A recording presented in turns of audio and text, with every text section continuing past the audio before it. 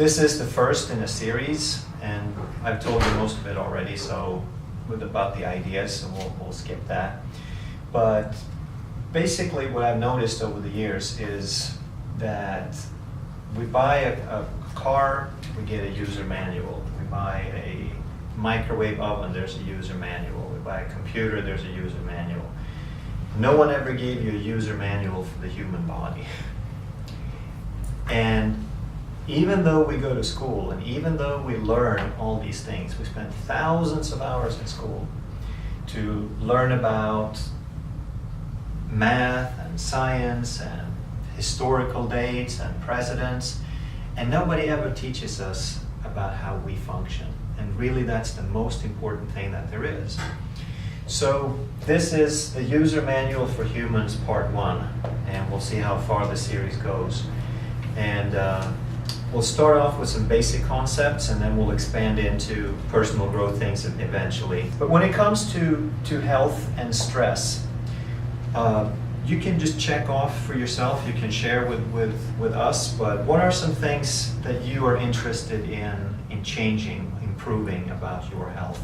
Pain, weight, strength, energy, well-being, clarity, focus, whatever. Once we talk about the body, we want to start thinking about it differently. So rather than thinking about the body as a physical machine that we take over to the hospital and we bring them the machine and they check it out and tell us what's wrong with it, we want to start thinking of the body as hardware and software. It's a whole ecosystem. So would you all agree that whatever it is that you checked off that you want to improve, or whatever it is that there's wrong with your body or the function, would you agree that there's something that isn't working right? Does that make sense? And if that something was working right, then you wouldn't have a problem. That makes sense too. So then the next question is, what is it that isn't working right? What level of function, what part is it that isn't doing its job? So we need to start thinking of the body in levels of function, and the lowest level is passive tissue. That's the bones and the cartilage, the fat tissue, blood, connective tissue.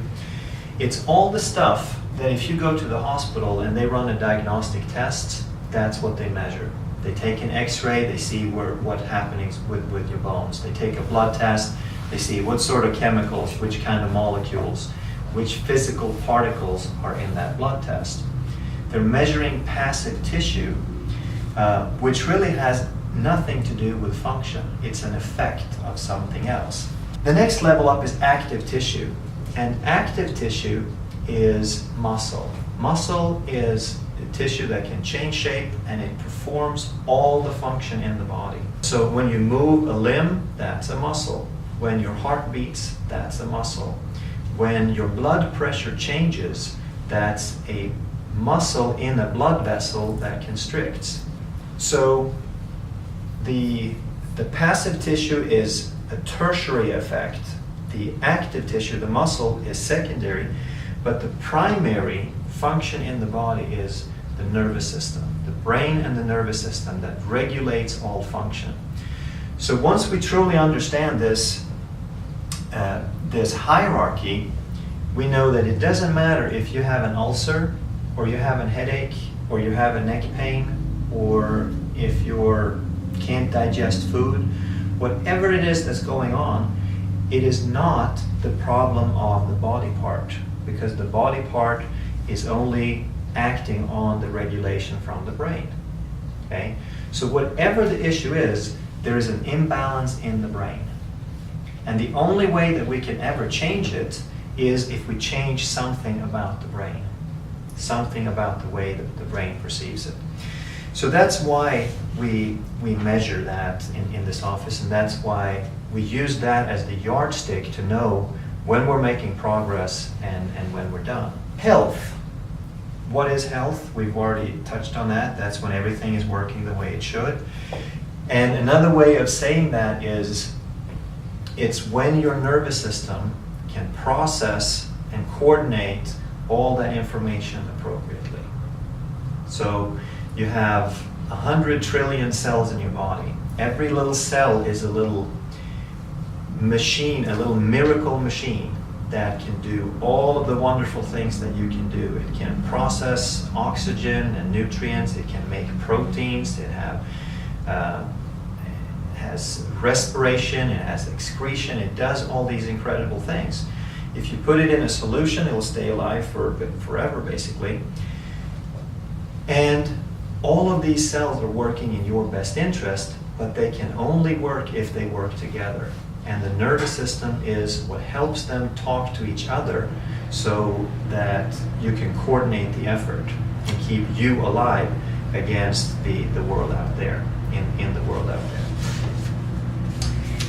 So we have this miraculous body-mind.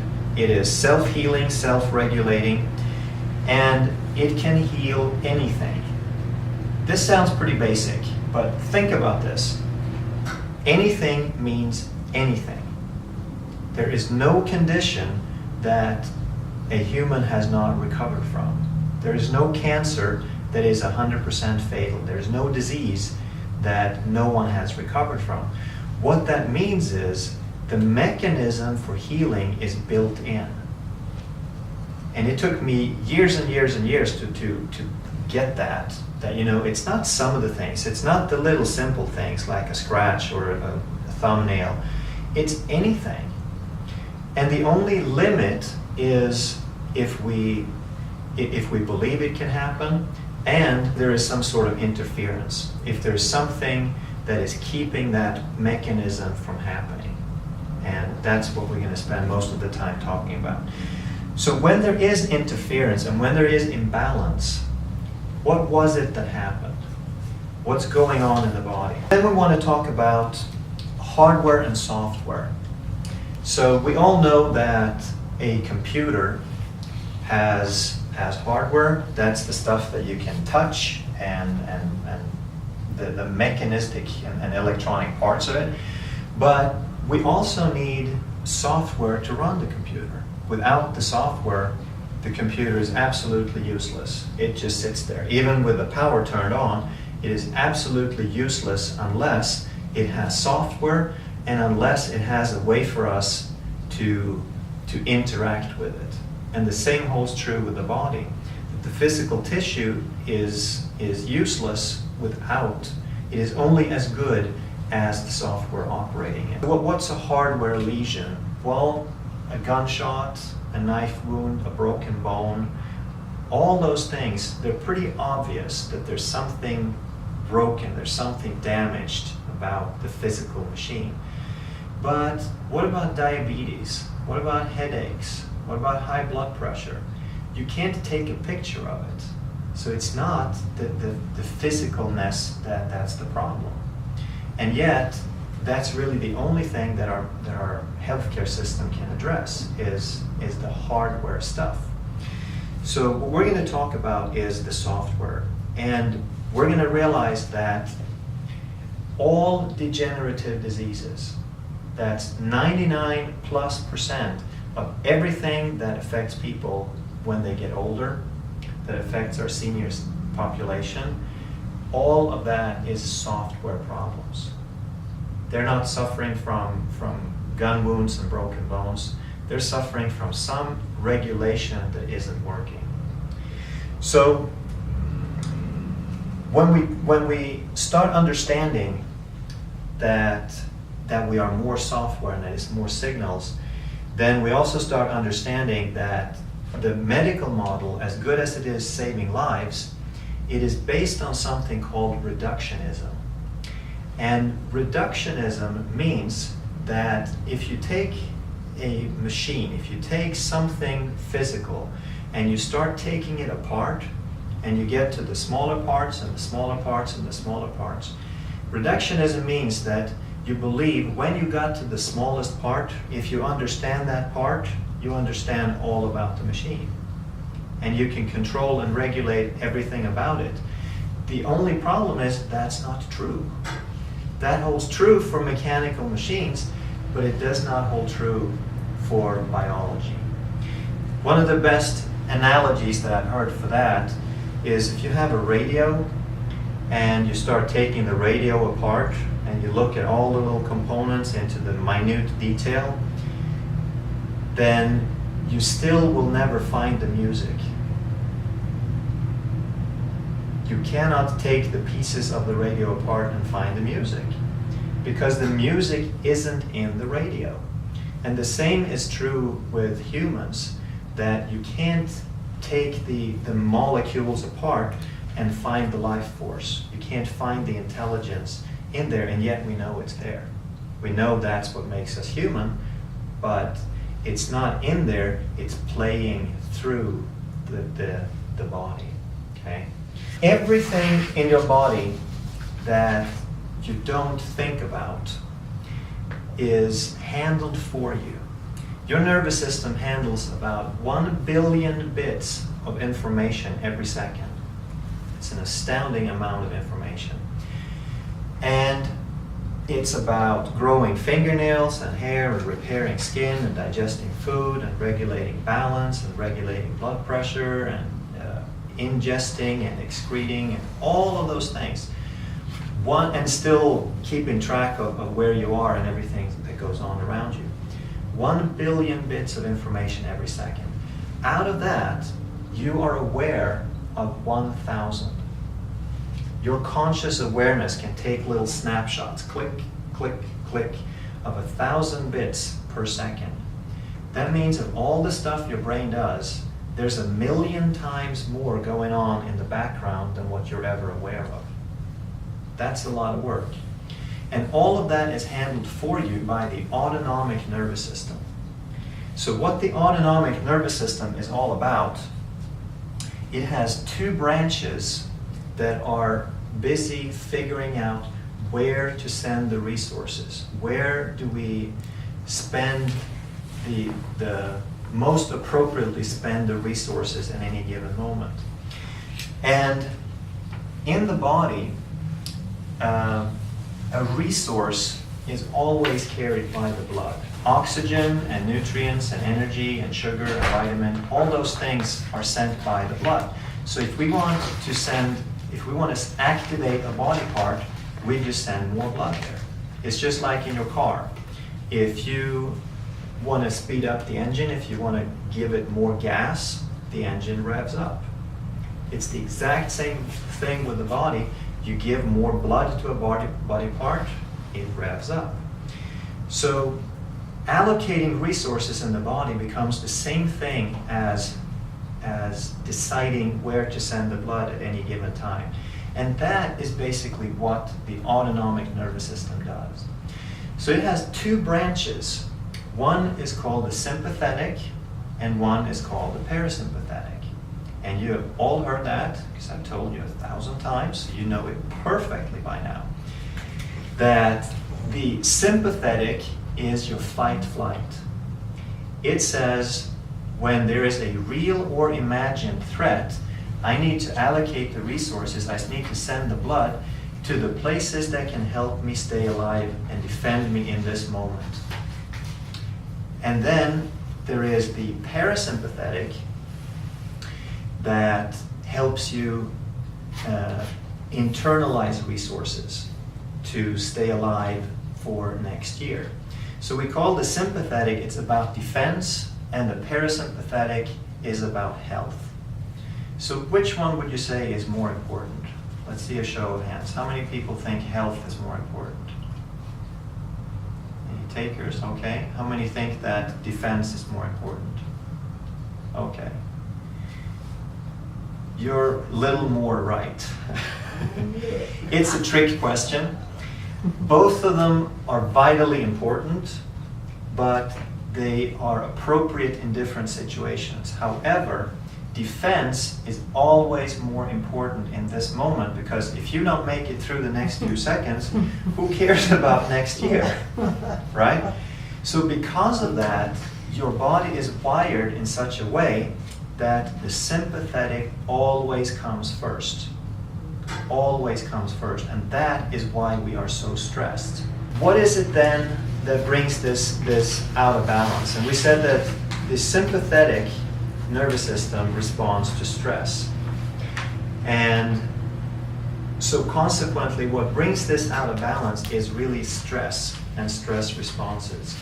So stress is not just, we need to understand, it's not only when we think about what people say, oh, I'm so stressed. That is when we feel tense and overwhelmed or inadequate, then we feel stressed.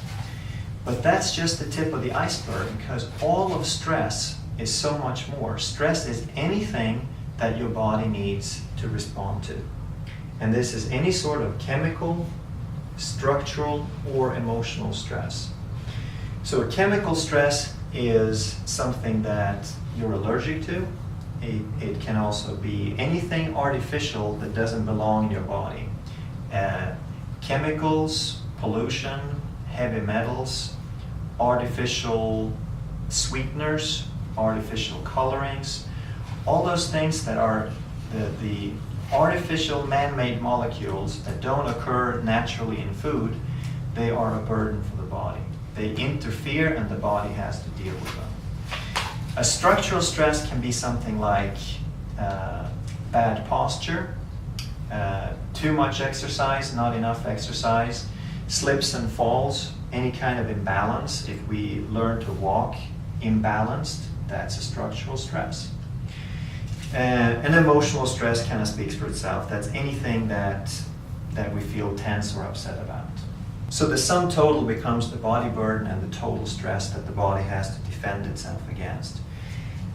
But we also must realize that it is not the stress in terms of the stressor. It's not the thing, it's not the event out there that is the bad thing. It doesn't become harmful until we react to it.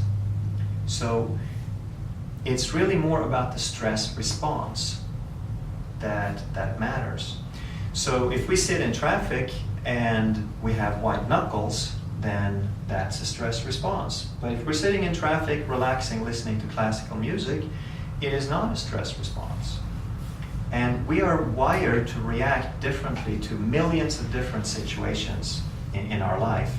And they become automated and habitual, and we don't think about them.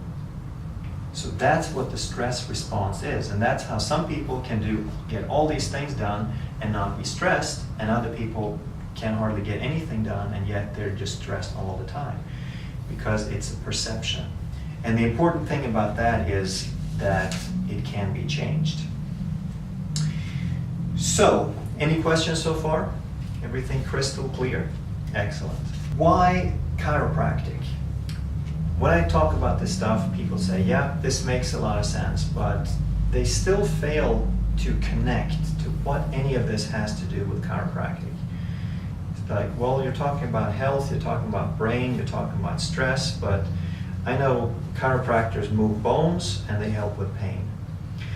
So just to clear that up, we need to talk a little bit about what chiropractic actually does. Chiropractic interrupts neurological patterns that have become stuck. Chiropractic stimulates brain activity, and therefore the chiropractic adjustment is a neurological event, not a mechanical event. Now we're going to break things up a little bit here and do a muscle testing demo. So if you hold your arm out parallel to the floor and you hold it real nice and strong, and if I push down and you resist, we'll see what happens. Hold strong and hold even stronger. Nice and strong hold. Beautiful. So that's a nice strong lock. And what we need to understand is, again, there's three components here. We're pushing on the bone, which is attached to a muscle and controlled by the brain. So all three of those have to work in order for that arm to stay solid. Now, if you move your left leg forward, and then you try to hold strong again, just like before. Hold. And now it's not working well at all. Now, some people would say, okay, well the muscle, for some reason the muscle went weak. And that's not really a correct way of saying it, because the bone is still there. The bone didn't go anywhere. The muscle is still there. The muscle, it's not like you lost half the muscle. It's still the same cross-section area. The only thing that can change is the signal from the brain. So when we check a muscle, we are checking the brain. We're checking the function, we're checking in this moment, we're checking the signal strength of the brain. The other thing that we learned from this is that we would think that the arm is an independent body part, that it takes care of itself. If it's strong here, why shouldn't it be strong here? What is it that has to do with this? And now we start understanding that anything, anywhere in the body can affect anything else in the body. And why? Because they're all processed centrally. So when we change something down here, we're changing the signal input. Remember, the body processes 1 billion signals bits per second. So if we change some of those bits, we can change the total output. So this is just like a computer. How do you talk to a computer? You use a mouse and keyboard. The mouse and keyboard creates electrical signals that go into the computer and change the input so that we produce a different output. In the body, we can change the position of a body part and we change the input, therefore the output is different. Makes sense. I thought it was just the balance, shifting the weight and things, Yeah. So in this case, it is normal and expected because ever since you were 6 months old, you've developed something called a cross-crawl pattern. So when one leg moves forward, the brain anticipates and tries to get the same arm to move back and the opposite arm to move forward. So when you do something that doesn't make sense, that confuses the brain. And it says, no, this needs to relax and come back. So that's why you can't hold it up. But it's all about software. When we're changing the input, we change the output. Okay? Make sense? So you've all seen this before, but I also want to make a point, if any of you are ever tempted. So this is an example of a normal function, of a normal inhibition of something. Now, put one foot on the floor and the other on the rug. And hold that nice and strong, and hold. And that's not working either. So that little difference in leg length also changes the input. It is not this input that the body expects, it's off by 1/4 inch. And that's enough of a signal change that the brain gets confused again, because it's not what it expects. So that's an example of a structural stress. Can you imagine if you're walking around with shoes that are uneven, or if there's a little bit of a misalignment in your pelvis, and you take 1 million steps in a month, and every time there's a little bit of distorted input? Over time, this adds up, and that's why this stuff matters.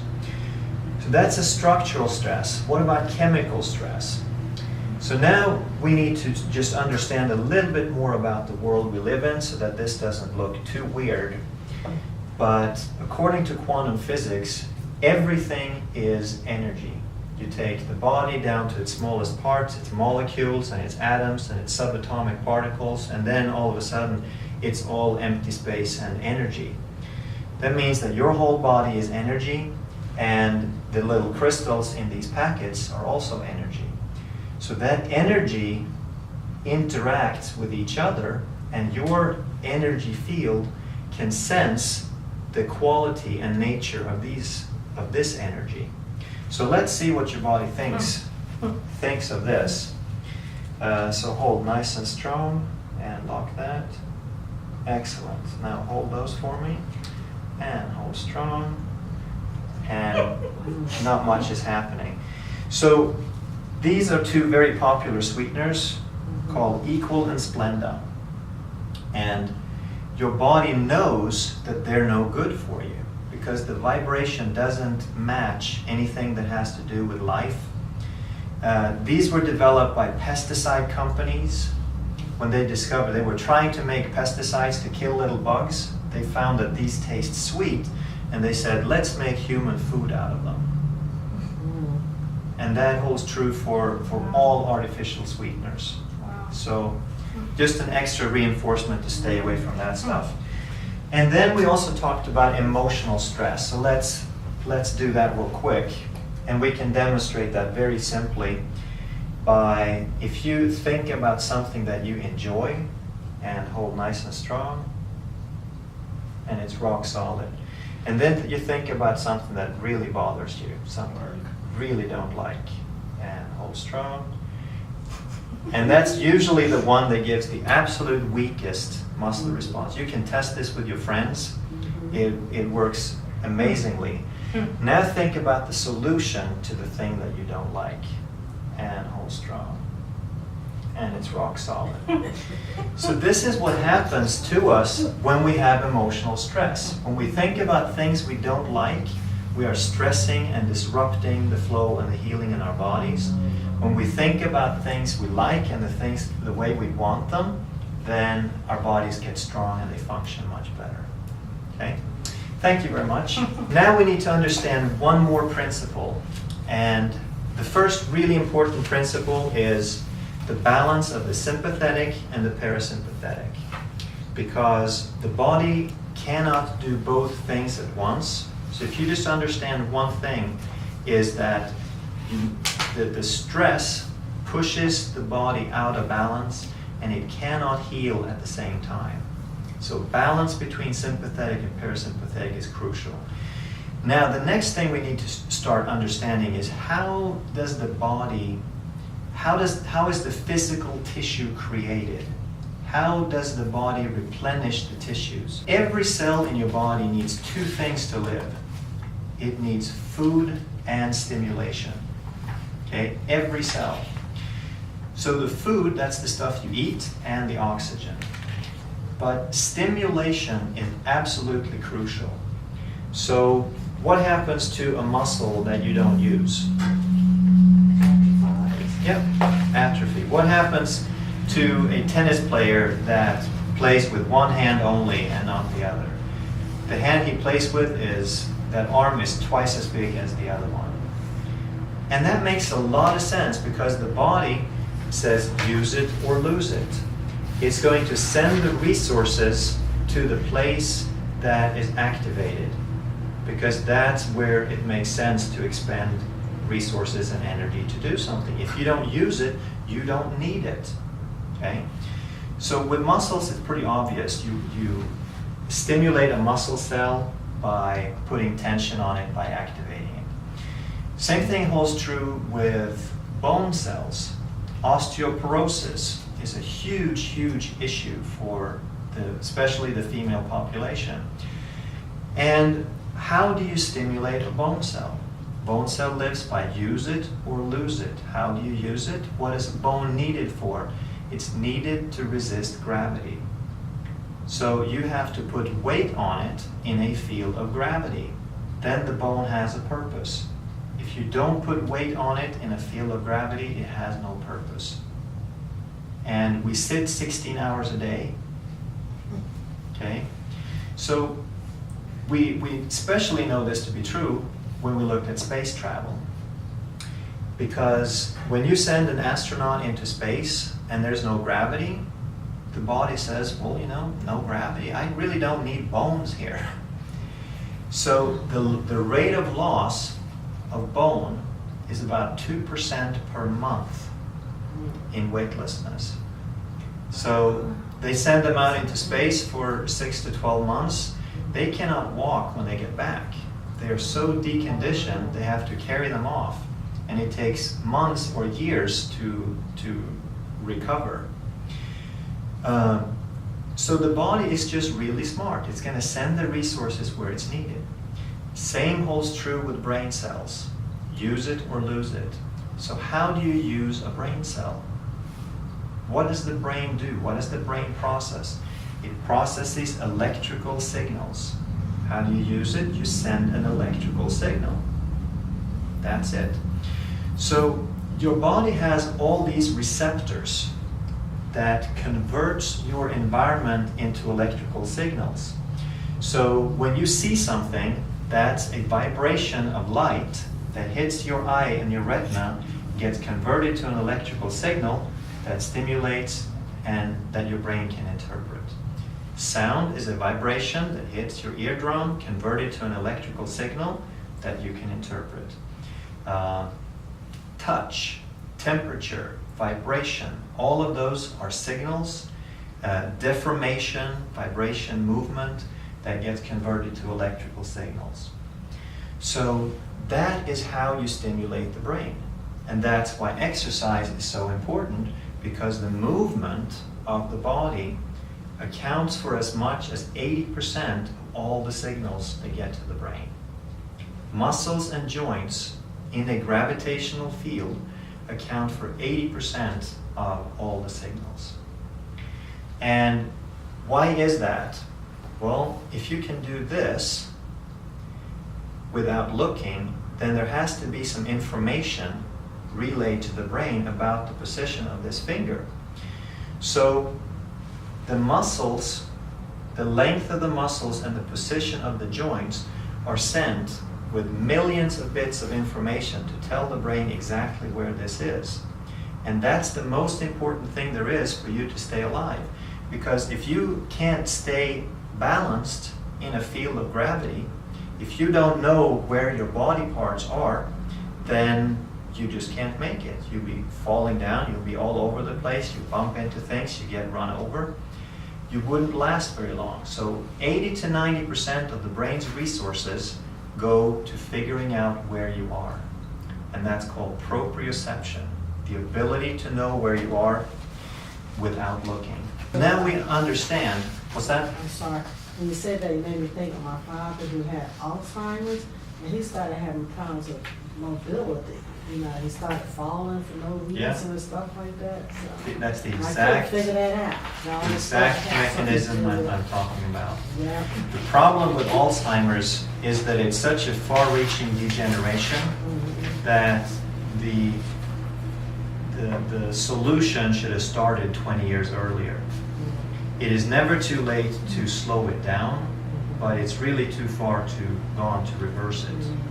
Okay?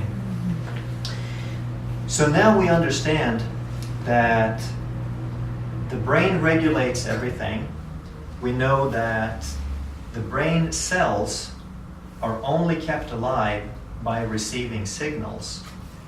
And we understand that if we send more signals to a brain cell, it stays healthier.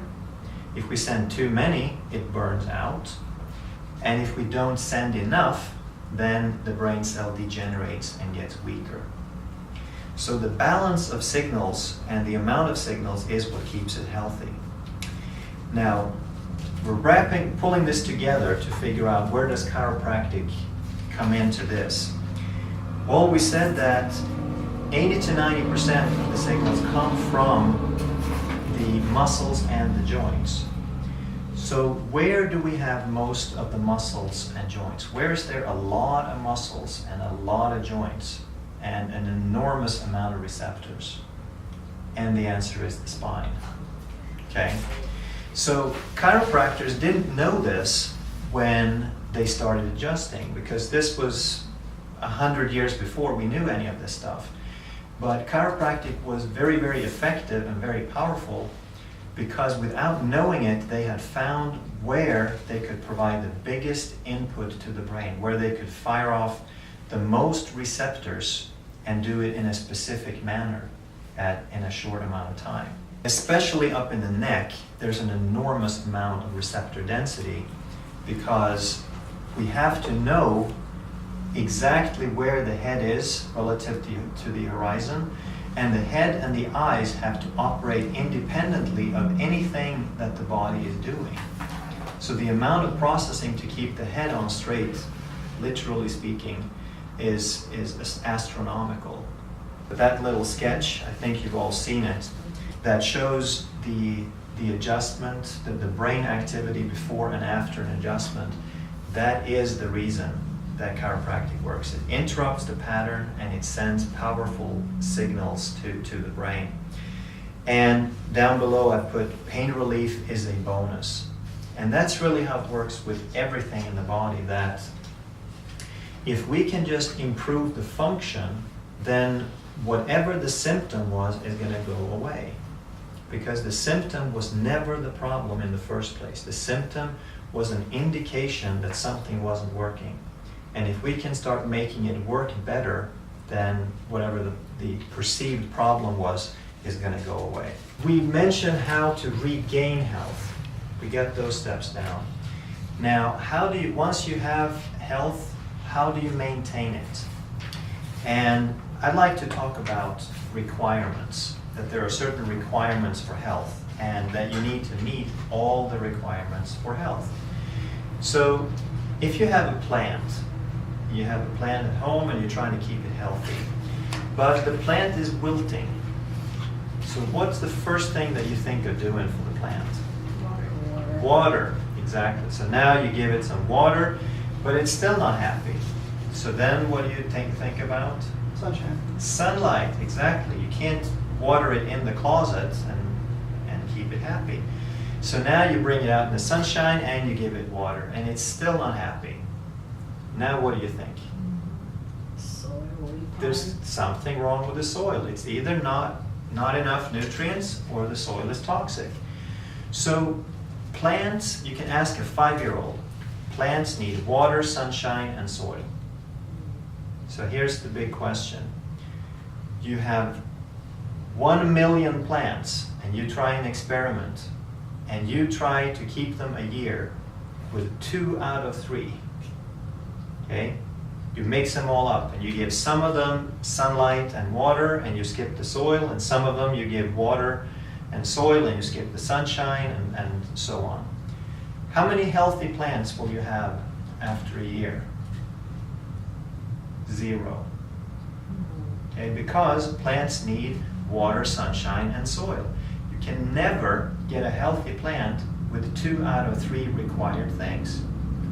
So what do humans need? Humans have requirements on a structural, chemical, and emotional needs. Those are needs, they're requirements. So we need to, simply put, we need to eat well, move well, and think well. Those are requirements. You cannot reach optimal health. You cannot realize your potential with 2 out of 3 on a regular basis.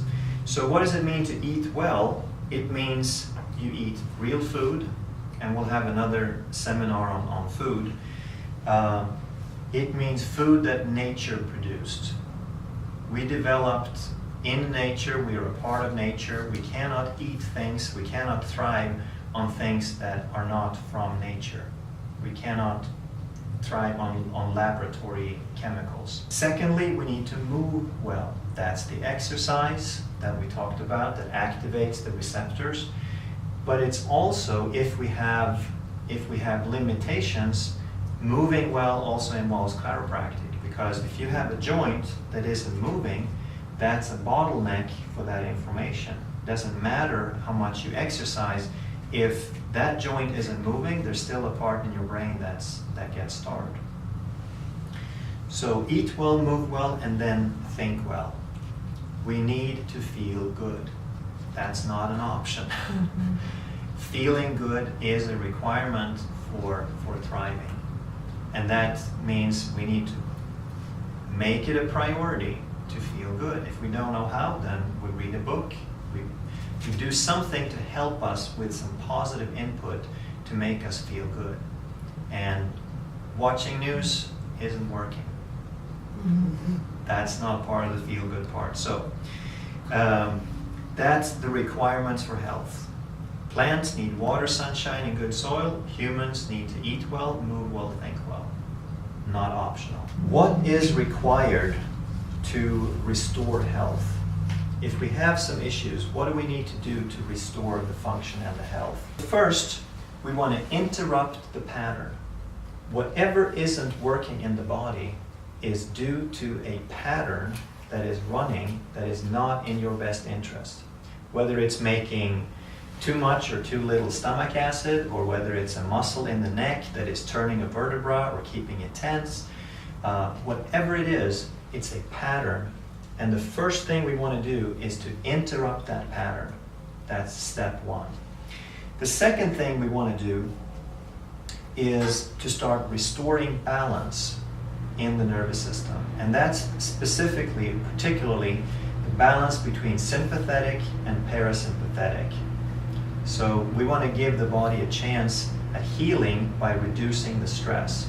And the best thing we can do there, again, is chiropractic adjustments to interrupt the pattern and follow it up with breathing exercises. This is why you probably have heard me talk about breathing in this office. Because the heart rate variability is one of the best indicators there is on future health potential. And the breathing is a way that we have direct access to the balance of sympathetic and parasympathetic function. Third thing we want to do is to rebuild strength. Whatever areas in the brain have declined, have degenerated, we need to try to rebuild them in order to restore the full function. So if you sprained an ankle 10 years ago, and ever since then you started limping a little bit, and then the ankle got better and you didn't think much about it, but ever since then you changed your gait just a little bit so that you're pushing off 3 millimeters less on that leg. That means that there's less movement in the hip, and there's a difference between the incoming signals of your left and right brain. Something as subtle as that will create a difference. Is it significant? We don't really know. But if you have hundreds of those events, they all add up. So how do we rebuild strength in the nervous system? Again, the chiropractic adjustment. It sends a fireworks of activity, of stimulation to the brain. And because we have different chiropractic techniques, we tend to find where is the weak area. We either check a short leg, we do a muscle test, we look at some neurological function. If we can change some expression of function, then we have helped balance out an underlying imbalance. What's the fourth thing? We want to reduce stress, because stress is ultimately the thing that caused the problem in the first place. And what is stress? Stress is lifestyle and perception. So we want to make sure that we get adequate rest. We want to make sure that we feel good. We don't want to work 80 hours a week and live on coffee and cigarettes. We want to give the body a fair chance. That's the smart lifestyle choices. And this is a lifelong process, but it's probably the best thing and the most important thing that we can do for ourselves is to gradually work on changing the outlook that we have.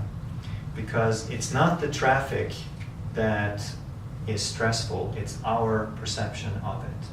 And the same holds true for every person that you meet, every judgment that you ever make, every piece of bad news or aggravation that you ever come across. It's a perception, and it doesn't mean anything unless you give meaning to it. But that's a choice, and it's something we need to work on. And then there's a little cartoon in here as well. I love this guy. He's got lots of funny stuff if you want to look him up on the web. It says, what fits your busy schedule better? Exercising an hour a day or being dead 24 hours a day? I think that's kind of to the point. Because so many times all that stuff, it's really important. But I'm so busy, I just never get to it. There's so many things to do, I gotta feed the cat, and I gotta go to work. And if we don't make it a priority, it never happens. So if we wanna be healthy and happy, we gotta set the time aside ahead of time and make it something important, and then we always have time for the important stuff. So, who wants to feel better?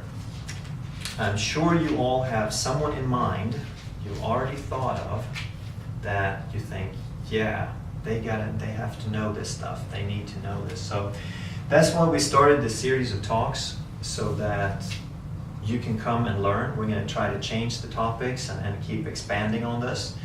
And also for you to bring in new people so that we can have a growing crowd. That's really the purpose of everything that we're doing here, to raise the awareness of health and well-being.